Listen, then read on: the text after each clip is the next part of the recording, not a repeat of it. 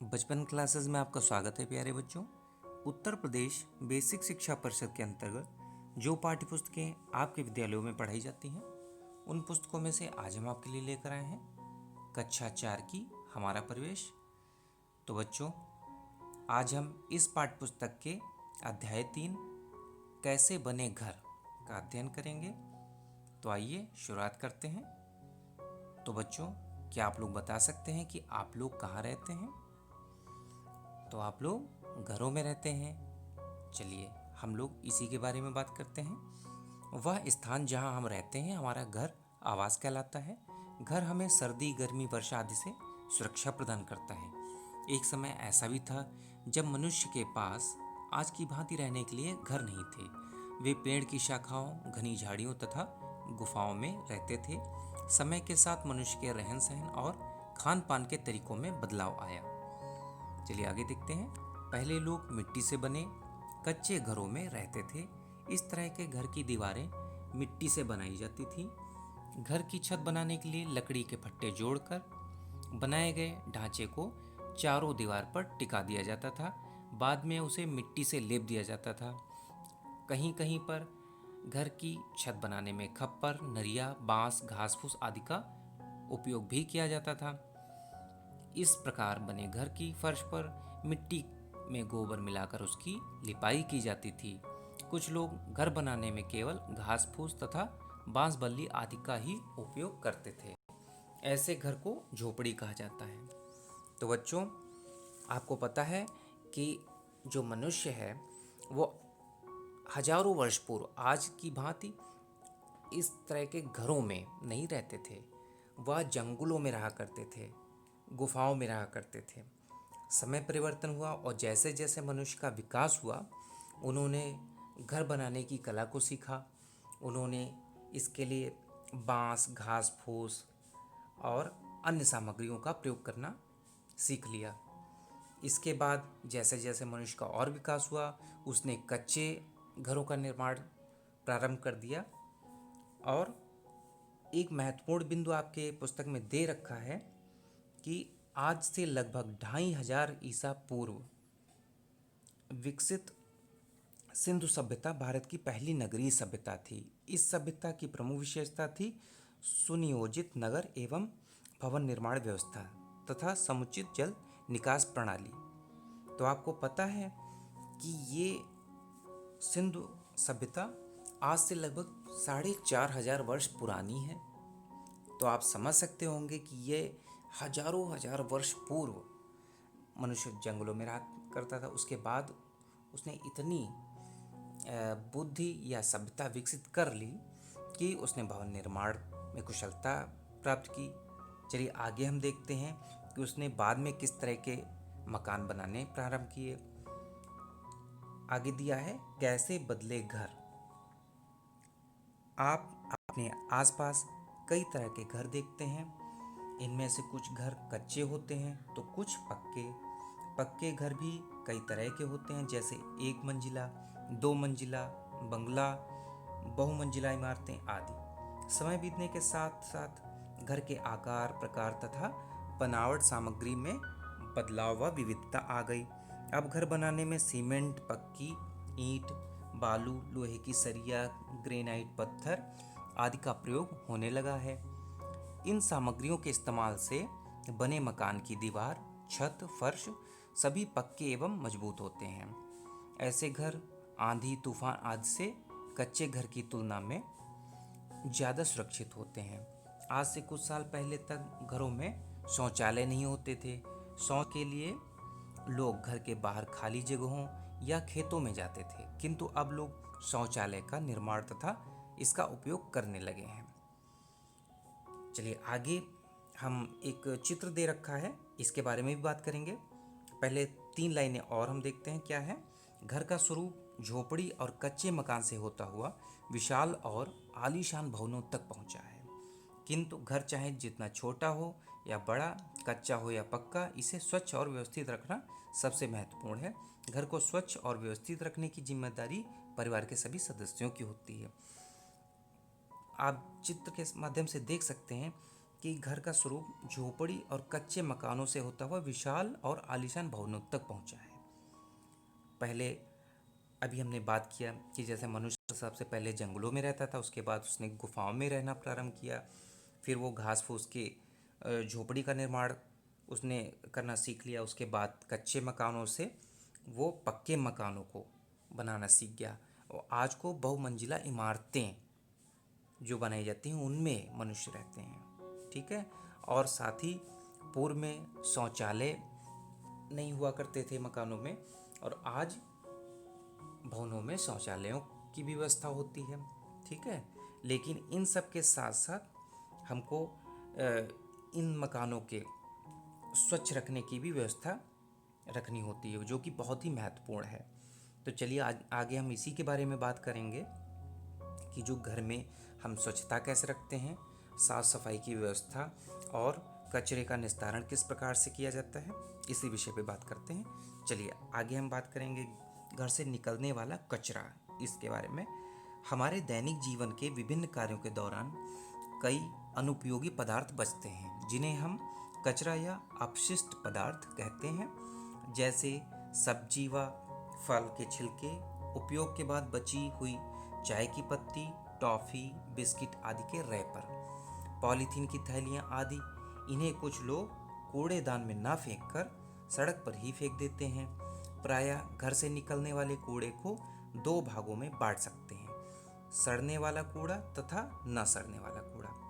तो आप क्या ये बता सकते हैं कि ये कूड़ा किस प्रकार का होता है? चलिए आगे हम बात करते हैं और अधिक इसको स्पष्ट करते हैं। घर से निकलने वाले कूड़े कचरे यदि इधर उधर बिखरे रहें तो इससे गंदगी फैलती है, अनेक हानिकारक कीड़े पनपते हैं, इससे दुर्गंध भी पैदा होती है तथा मक्खियाँ बैठती हैं।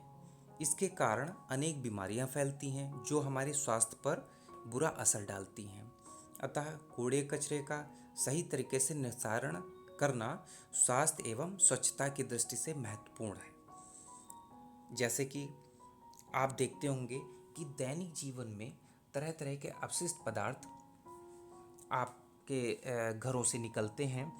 उसमें कुछ पदार्थ ऐसे होते हैं जो नष्ट नहीं हो सकते हैं, या कह सकते हैं कि वो जल्दी वो ख़राब नहीं होते हैं, और कुछ ऐसे होते हैं जो आसानी से सड़ जाते हैं और मिट्टी में मिल जाते हैं। बस इन्हीं अपशिष्ट पदार्थों को हमें समझना है और इनको अलग अलग इसका निस्तारण करना है। कैसे करना है इसी बारे में हम आगे बात करेंगे।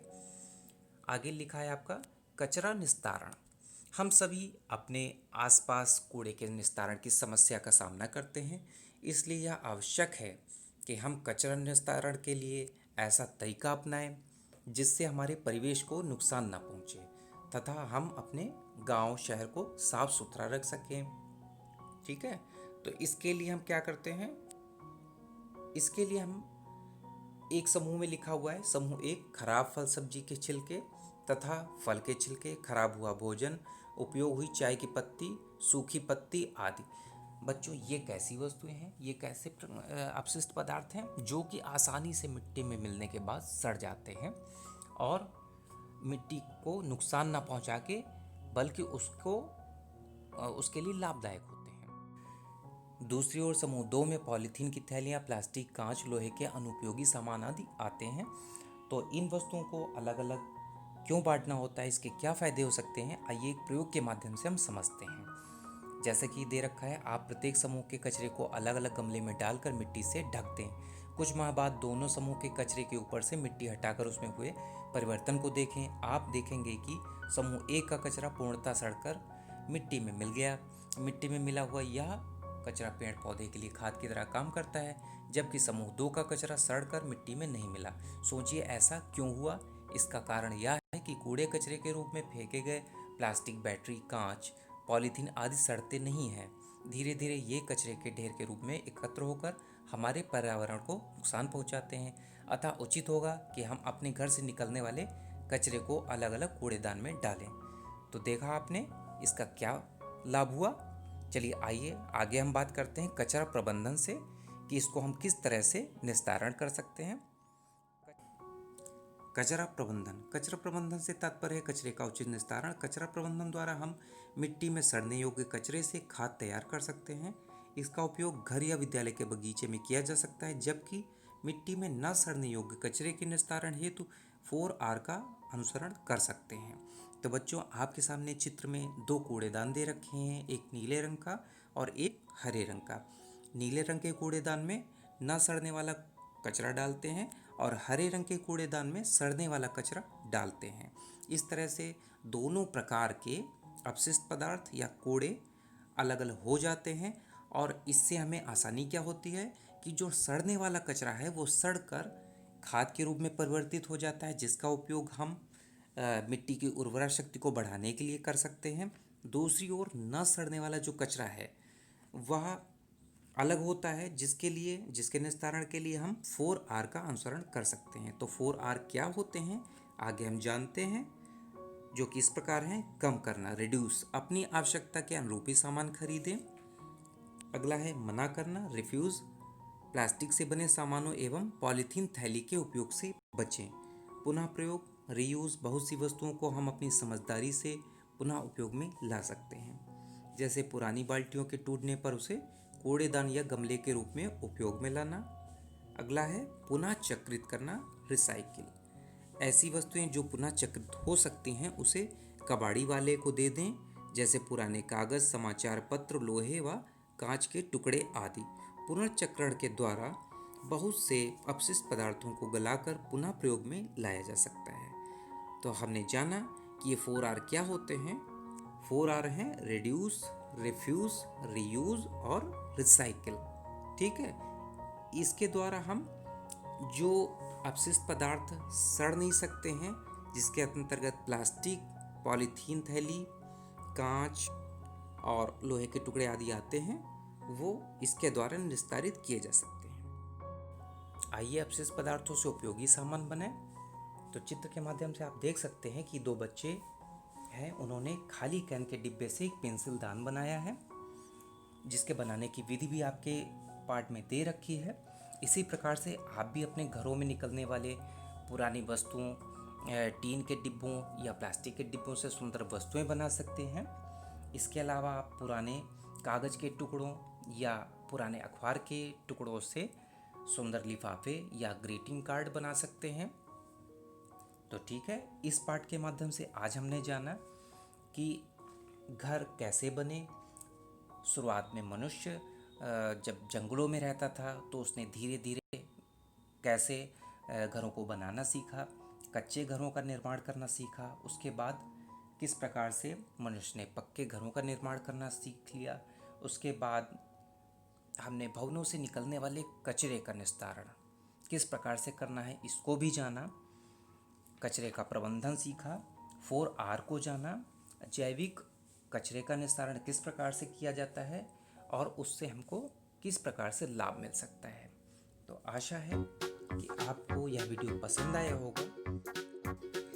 यदि आपको यह शिक्षाप्रद वीडियो पसंद आया है तो वीडियो को लाइक तथा चैनल को सब्सक्राइब करना न भूलें। साथ ही वीडियो को शेयर कर अपने साथियों को भी इसका लाभ दे सकते हैं।